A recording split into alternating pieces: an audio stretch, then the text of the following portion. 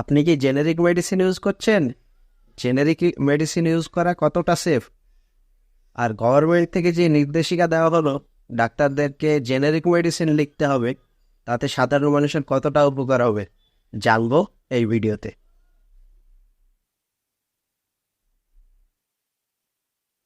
Hi everyone, আশা করি সবাই সুস্থ আছেন।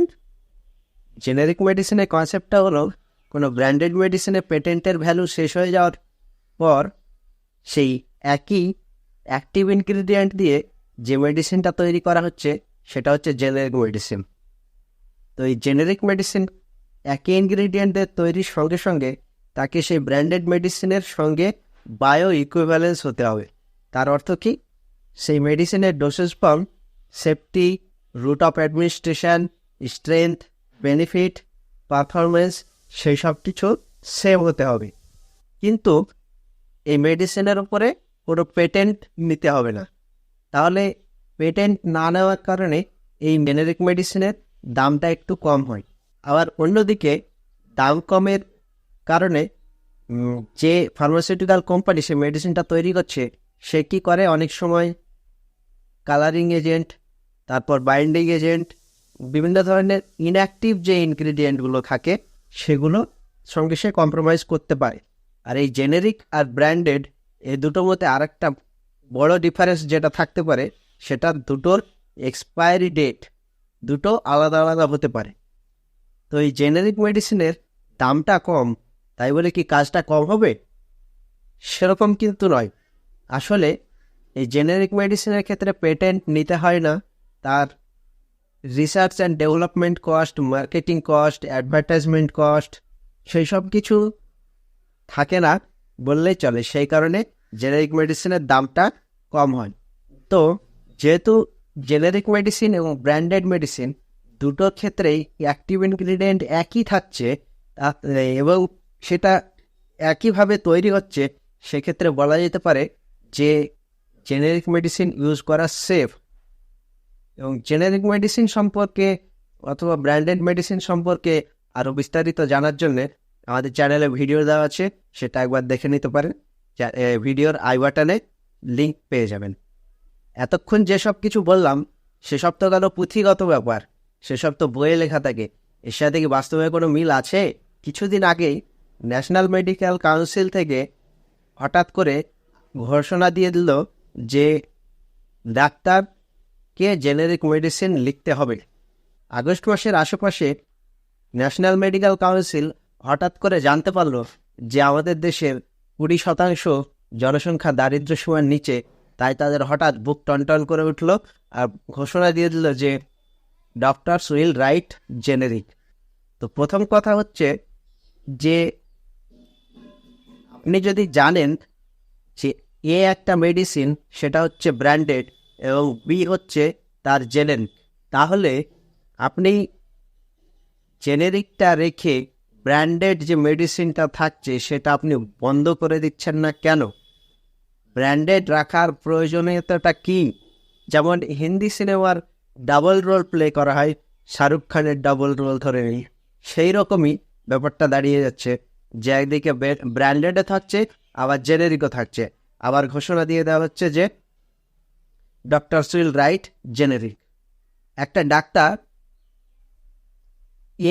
ব্র্যান্ডেড মেডিসিন যেটা লিখছে সেটা সে এইভাবেই লেখে যে এতে যে মলিকিউলটা আছে সেটা কোয়ালিটি টেস্টেড বলে সে লিখছে।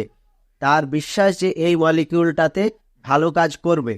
কিন্তু যে জেনেরিক মেডিসিনটা তাকে কাল থেকে লিখতে হচ্ছে বা সে আগামী দিনে লিখবে, তো তার যে সেটা কি টেস্টেড, সেটার স্টেটমেন্ট কোথায়? এই সব কিছু ধোঁয়াশার মধ্যে রেখে দুম করে একটা ঘোষণা দিয়ে দিলেন যে ডক্টরস উইল রাইট জেনেরিক। 2 নম্বর, একটা জেনেরিক মেডিসিন তৈরি হলো, আরে বাবা এটা তো কোনো আইসক্রিম নয় যে মুখে দিলাম আর বুঝতে পারলাম যে ভ্যানিলার টেস্টটা কীরকম, ভ্যানিলার কোয়ালিটিটা ভালো না খারাপ, সেরকম তো আর হয় না। মেডিসিনটা কিভাবে তৈরি হলো, তার কোয়ালিটি কন্ট্রোল কি, তাতে মেডিসিনের অ্যাক্টিভ ইনগ্রেডিয়েন্ট কতটা আছে, সেই সব স্টেটমেন্ট কোথায়, ওয়ার ইজ কোয়ালিটি স্টেটমেন্ট। যেমন ধরুন আমার বাড়িতে একটা ঘর বেশি আছে, আমি আমার শোবার ঘরের পাশের ঘরটাতে কিছু ইনস্ট্রুমেন্ট নিয়ে এসে আমি মনে করলাম যে কাল থেকে আমি প্যারাসিটামল বানাবো, তারপর সেটাকে ভালো করে প্যাকিং করে সেটাকে মার্কেটে ছেড়ে দিলাম। তার কোয়ালিটি কন্ট্রোলটা কোথায়? হঠাৎ করে নতুন একটা কোম্পানি জেনেরিক মেডিসিন তৈরি করে সেটা মার্কেটে ছেড়ে দিন, আমি জানি না সে কোম্পানির নাম, জানি না সে কোম্পানি 5 বছর আগে কি করতো, সে জুতো তৈরি করতো না কাপড় তৈরি করতো, আজ থেকে সে মেডিসিন তৈরি করছে। জেনেরিক মেডিসিনের দাম কম এবং সেটা হতেই পারে ভালো, এটা হতেই পারে ব্র্যান্ডেডের চাইতেও ভালো কাজ করে, কিন্তু তার কোয়ালিটিটাও তো ম্যাটার করে। তার কোয়ালিটি স্টেটমেন্ট কোথায়? আপনার এই নির্দেশিকার সঙ্গে সঙ্গে এটাও তো এনশিওর করতে হবে যে জেনেরিক মেডিসিন সেগুলো কোয়ালিটিতে ভালো এবং তার কোয়ালিটি কন্ট্রোলের জন্য আমি এই সার্টিফিকেশান প্রসিজার নিলাম, সেটাও তো আপনাকে বলতে হবে। তৃতীয় কথা, যে কখনো বাইকে পেট্রোল করেছেন তো? পেট্রোলটা কোথা থেকে আসে? পেট্রোলটা আপনি নিতে যান পেট্রোল পাম্পে, সেটা কি একটা কন্ট্রোল বিজনেস, কারণ কি গভর্নমেন্ট পেট্রোল থেকে পুরো বছরে প্রচুর পরিমাণ একটা টাকা উপার্জন করে। কিন্তু বর্তমানে মেডিকেল শপ যেগুলো ফার্মেসিগুলো আছে সেগুলো একটা লাগাম ছাড়া একেবারে বিজনেস চলছে, যেটা একটা ফার্মেসির পাশে আর একটা ফার্মেসি, তার পাশে আর একটা, তার মাথার উপরে একটা, সামনে একটা, পিছনে একটা, এইরকম অবস্থা। আপনি এই ওষুধের দোকানগুলো এইভাবে রেখেছেন কেন? কি দরকার ছিল?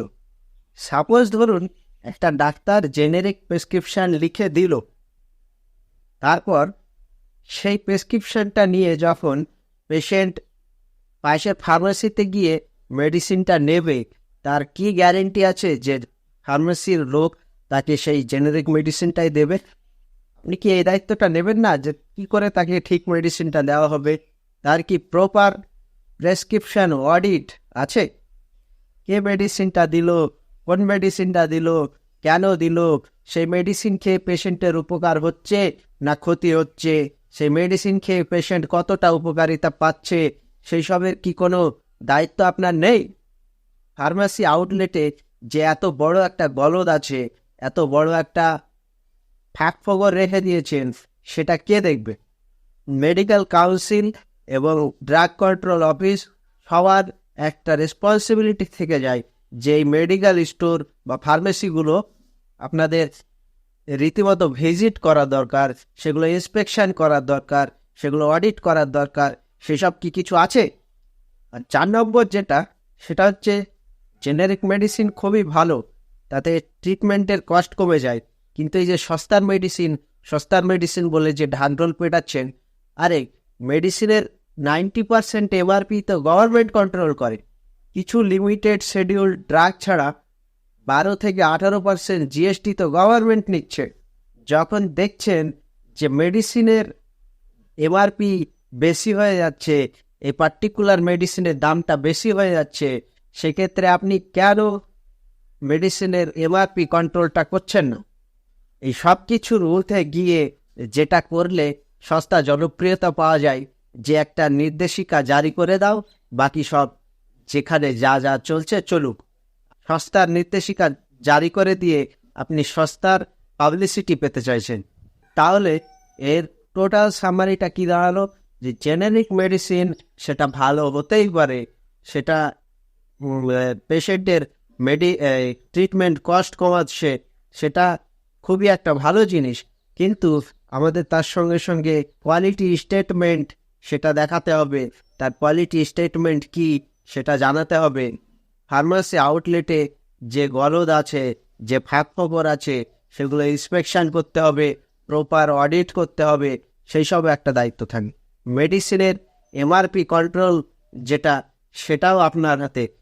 আর এই যে হিন্দি সিনেমার ডাবল রোলের মতো যে ডাবল রোল প্লে করছেন, সেইটা বন্ধ করতে হবে। আজকের ভিডিও এখানেই শেষ হচ্ছে। আবার দেখা হবে কোনো ফার্মা রিলেটেড বা মেডিকেল সায়েন্স রিলেটেড ভিডিওতে। যদি ভিডিওটা ভালো লাগে অবশ্যই একটা লাইক করে যাবেন। যদি কোনো মন্তব্য থাকে সেটা অবশ্যই কমেন্ট বক্সে লিখে জানাবেন। আমাদের চ্যানেলটা সাবস্ক্রাইব করবেন, পাশে থাকা বেল আইকনটি প্রেস করবেন। Thank you everyone.